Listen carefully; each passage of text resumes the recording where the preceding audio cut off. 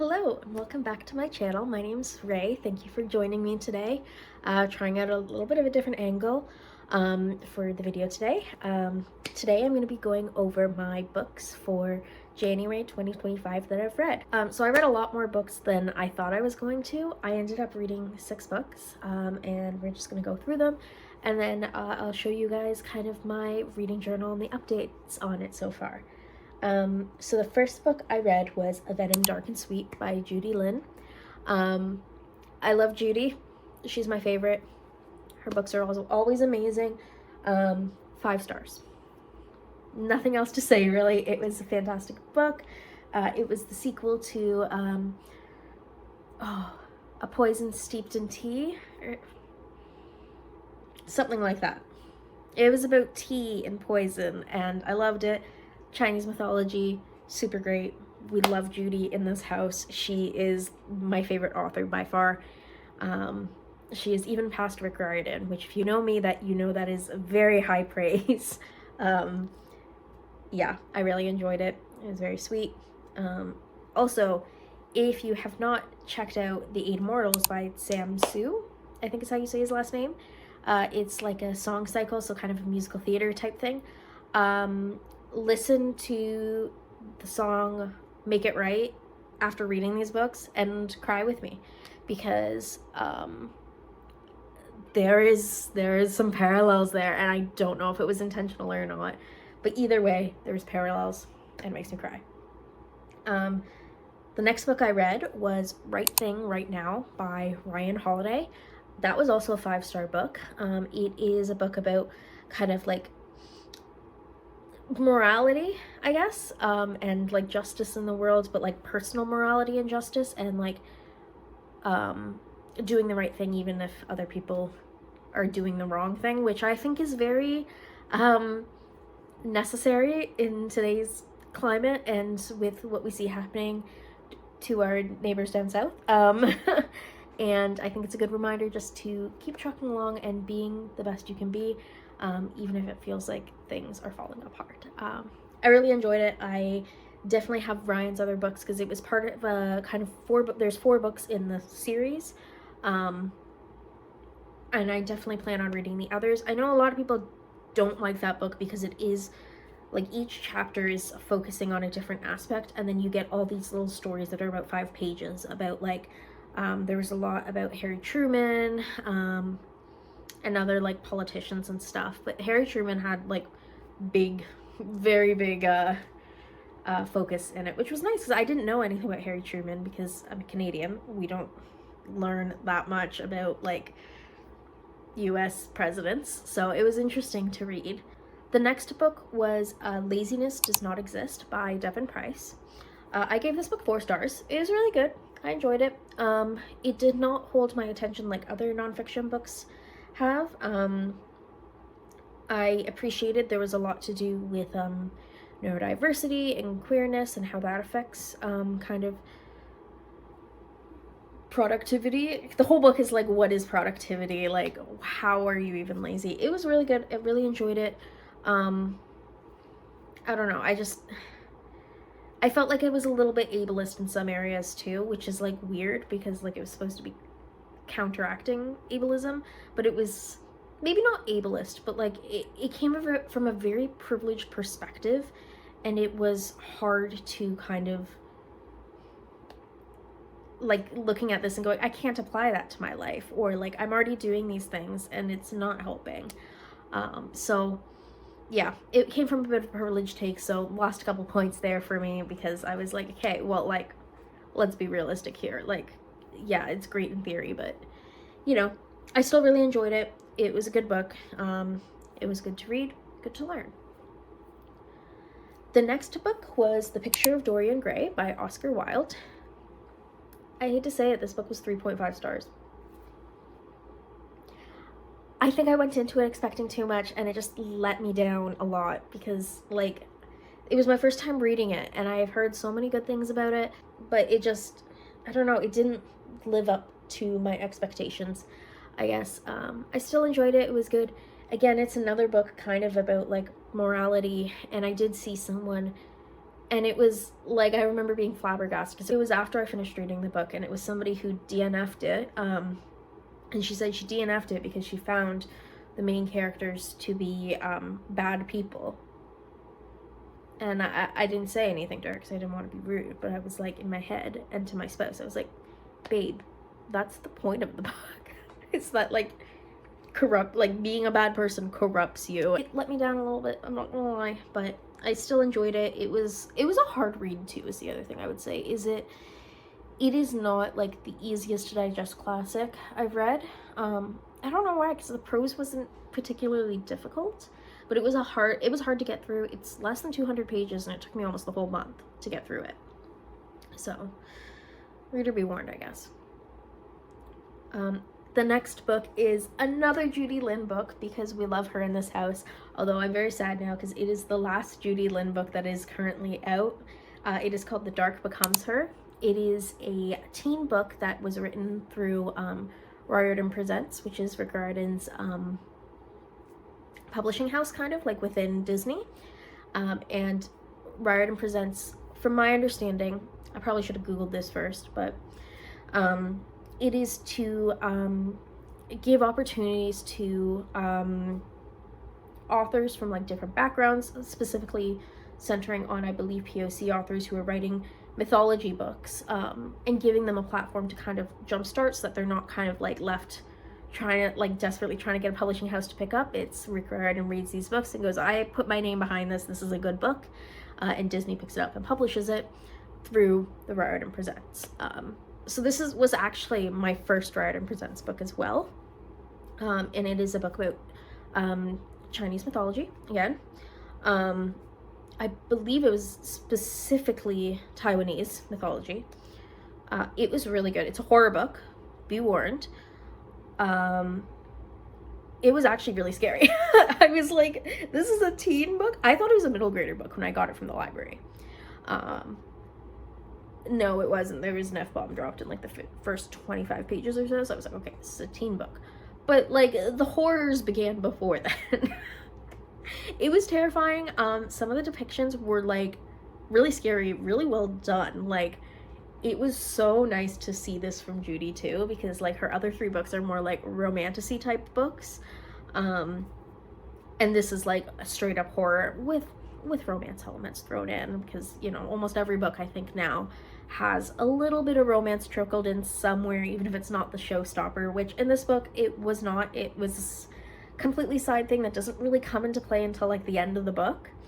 But it was terrifying. I loved it. 5 stars. Can't remember if I said that yet, but it was amazing. I was too scared to sleep some nights, not gonna lie. So I am very excited to see what Judy is going to be writing next. She has teased on her Instagram that she has 2 new projects coming, so I am just fingers crossed one of them will be released this year. We'll see. I do plan on this book is the only, well, this one, and I read Song of the Six Realms last year. I don't own them. I borrowed them both from the library. I do plan on purchasing them at some point because I loved them that much, and I would love to leave my own little notes in the book. So yeah, I love it. And the last book I read this month was The Crimson Crown by Heather Walter. This was a 4-star read for me. I really enjoyed it. It was really slow for the first like 2/3 of the book, I would say, though. So it does, like, you know, you gotta commit to it, I feel like. I was reading it as part of a Fable book club. So I was like determined to get through it. But once it got to like the last third, it like really picked up, and I was really enjoying it. I do plan on reading the sequel. It is also a really chunky book. I think it could have been a bit shorter. But like I said, it's still 4 stars. It's still really well done. There was just a lot of internal monologue that I think could have been cut out, and it still would have had the same impact. But yeah, I enjoyed it. I plan on reading the sequel. I think it's called The Witch Queen, I believe. So I am looking forward to reading that at some point. I don't know when I'm going to read it, but you know, we'll see. Now on to some of my book spreads. So I added some spreads to my book journal because I saw other people's book journals, like people are releasing their videos, and I got some ideas. Yeah, I wanted to join the club and add some new pages.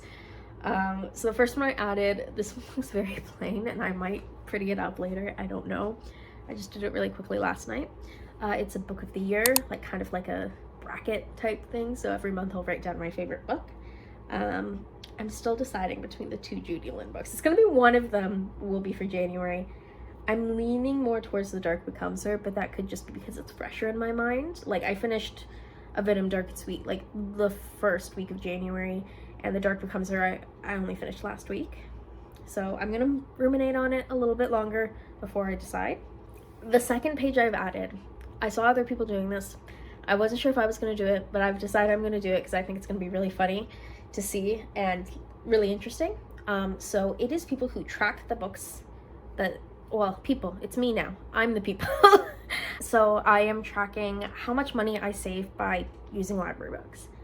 Obviously, some of this might change because I might end up purchasing books that I read at the library, but we're just gonna see like how much I end up saving as time goes through, because I have been using the library a lot more. So like this month, 4 out of the 6 books I read were from the library. I only read 2 books I actually own, which I should be reading more books that I actually own. I have a lot of books. I have my 4 books from the library I've read this month I've put in, and if we total it up, that means so far this year I have saved $130.96 by using the library, which is a lot of money.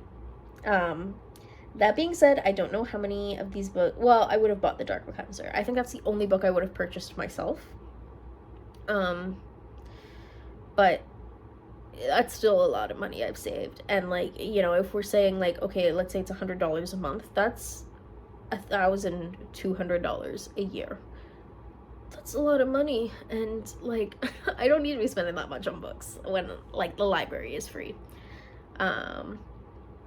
I do like, I like owning books though. I think it's nice and I want to own books, so, you know. But anyways, I also think for my reading goals page, which I showed at the beginning of the year and like in my last, in my 2025 reading goals video, I think I'm going to change the monthly goal page because, okay, so when I was using this, this notebook was sitting beside my bed, or the notebook I was using was sitting beside my bed, so when I finished reading, I would highlight it. I keep this notebook on my desk that's in another room, and it's not beside my bed. So I'm not updating it when I finish reading at night. Like, I'm updating it the next morning. Sometimes I don't remember how many chapters I read the night before. Like, sometimes I'm so, like, close to falling asleep by the time I put the book down, I don't remember. So it's not really working as it is right now. So I'm gonna change it. I think I'm just gonna kind of have a list of the books and like, you know, what books do I need to finish by the end of the month and what books are okay to carry over, and like, do I have targets for those? So like, you know, for the Count of Monte Cristo, like my target for this month was to read up to chapter 50. I'm on like chapter 10. So that didn't happen, but like, I did have a very heavy book club month, like February. I'll go through that in a minute, but yeah, I think I'm gonna make it a lot more simple. I haven't done it yet. If by the time I upload this I've done it, I'll add a picture here. I don't think that's gonna happen. I think I don't know. We'll see though. Maybe I will. Maybe I'll be responsible and do it. I don't know. Anyways, and for the rest of the pages that I have, these are fun pages. I took books I really enjoyed and like added tabs to, because I do use tabs. Not in the way a lot of other people use them though. I think a lot of people use too many tabs. I think they go a little bit overboard. I'm not like that. But to each their own, you know, if they like it, then that's fine. But I only do the things that stick out or the things that I like really think about after. So, and I only do it for books I really love. And if it's like, if there's only one quote in the book, I'm not going to do a whole spread for one quote. I'm going to write it down in my commonplace book. But when there's a couple quotes that I'm like, oh, I can make a whole spread about this, I'm gonna do it. So I did it for 2 books this month. I did it for Right Thing Right Now because it's a lot about like, I don't know, I try very hard to be a good person, and seeing these things in the book and like, you know, the First They Came poem I think is very relevant right now in the conversation surrounding the US and Canada, maybe even just the US, but like as a Canadian seeing about everything going on with the tariffs.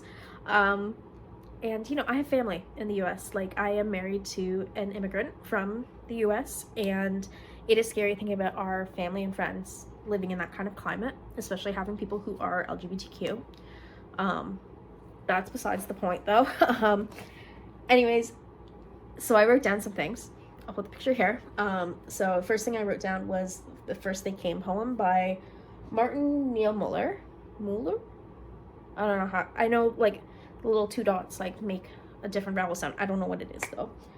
And then just after the poem, Ryan Holiday had written, when you shrug at the suffering of someone else, you invite it inevitably on yourself and people you love down the line. Which, like, yeah, it hit me a bit. Because, like, there's always this conversation of what would you have done in 1930s Germany or 1940s Germany. A lot of people are very vehement that they would hide Anne Frank's family, or whatever the conversation is, that they would not let this happen.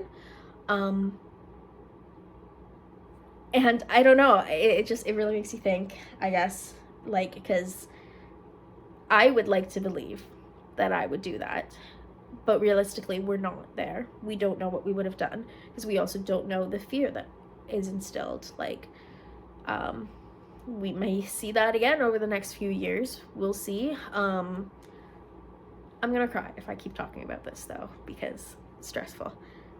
Therapy will be fun tomorrow. But I found that really prevalent and really important to think about in this climate. And that was before Donald Trump got sworn in, and then I wrote this and finished this book. The other thing was there's this old parable story type thing about a little boy who's on a beach and he sees all these starfish on the shore, and he's throwing the starfish back in the water. And somebody walks by and says, "Why are you doing that? You're never going to make a difference." And the kid says, "It matters to this starfish." And, like, he throws another one in the ocean. And I think that's also really important to think about, because, like, yeah, maybe you're not going to make a huge dent into the whole world, but it's going to matter to the people that are directly involved in your life. And yeah, I think it's important to be a good person, even if you're not going to make changes for the whole world.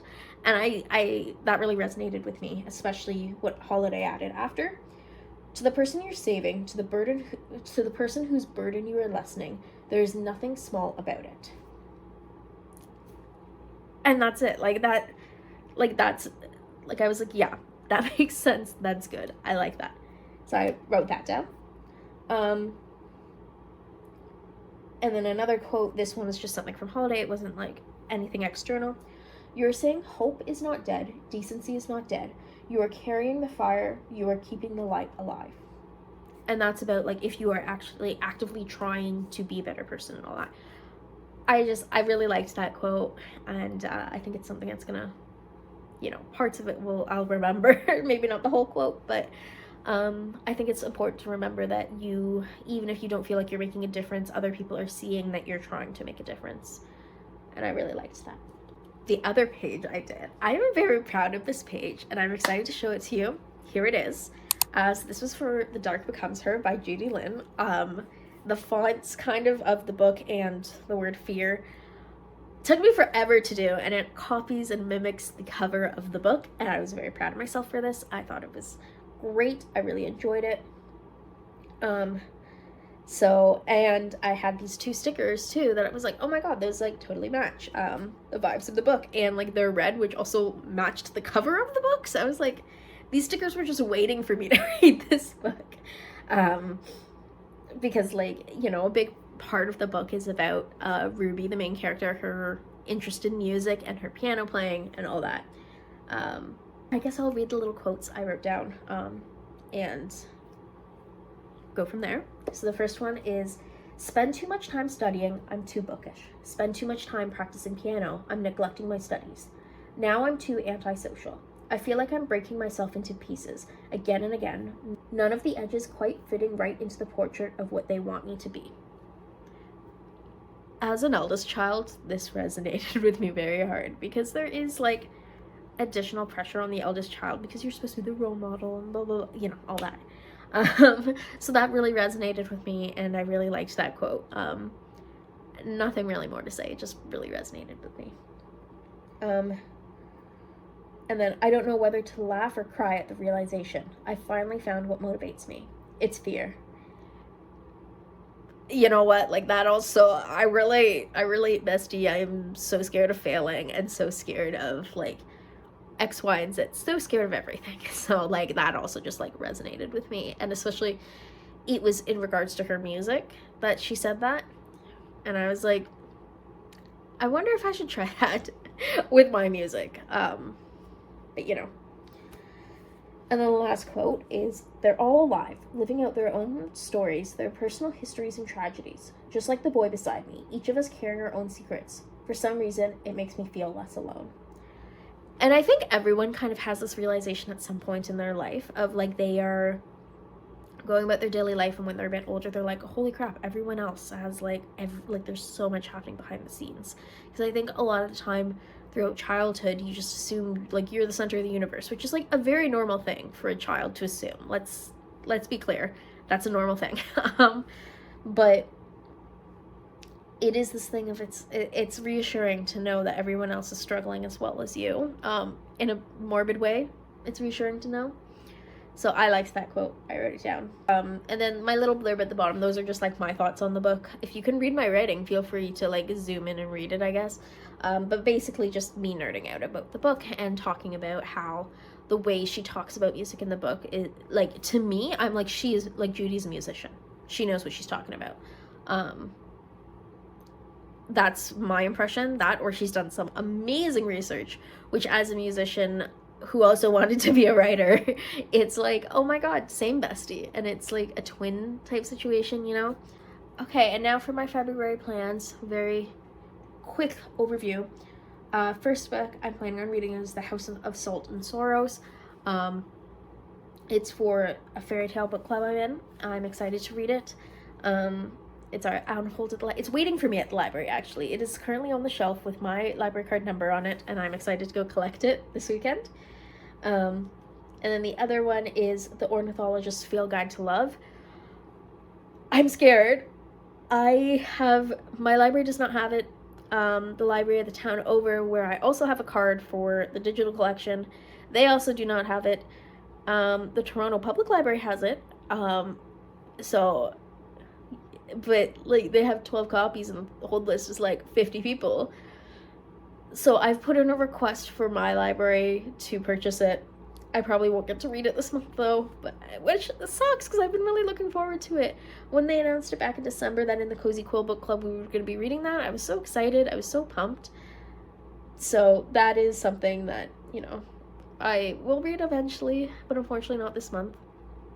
I also have some library books that I just picked up last time I was in the library. I don't remember what either of them were called. One of them is like kind of space piratey. I'll put a picture of the cover here with like the name and the author. And the other one was another book by the same person who wrote House of Salt and Sorrows, because it just looked interesting. And I checked like 15 times if it was the sequel to the House of Salt and Sorrows, because that kind of sounded like it was going to be. Because House of Salt and Sorrows, I saw it on a book recommendation list of like, if you liked watching Barbie and the 12 Dancing Princesses as a child, but you like kind of like a bit of like a dark and twisty situation, read this book. And so now I'm reading it. But yeah, those are really my only two plans, other than The Count of Monte Cristo, which I'm still like trucking through. Actually, I still have one more day. Maybe I'll finish Daniel Howell's book tomorrow, and then it'll be 7 books that I've read this month. We'll see about that.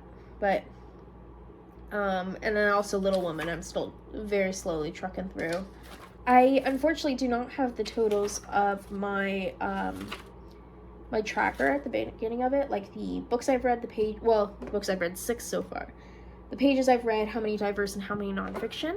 If you would like to see those numbers, go over to my Instagram. I will be posting those there on February 1st, although I think this video is also going up February 1st, so it might be up already by the time you see this. But yeah, I will be posting that, and last time I totaled it up, I've already read over 2,000 pages this month, which is exciting. I have been loving getting back into reading. It is such a comfort, and it's so nice to, instead of going on my phone before bed, to read my book instead. I have started banning my phone out to the living room at night, and it's no longer allowed in the bedroom. I have my alarm clock now, so, and it's really been helping me get to sleep at night, I feel like. So yeah, thank you for watching this video. If you enjoyed it, feel free to like and subscribe to see more book videos. I do mostly book, craft, and lifestyle videos. So if you're interested in that, please subscribe and follow along. If you'd like to see my other social medias, they are down below in the description. Yeah, I'm pretty active on Instagram, but other than that, not super active on the other socials. But yeah, I will see you next week. Bye.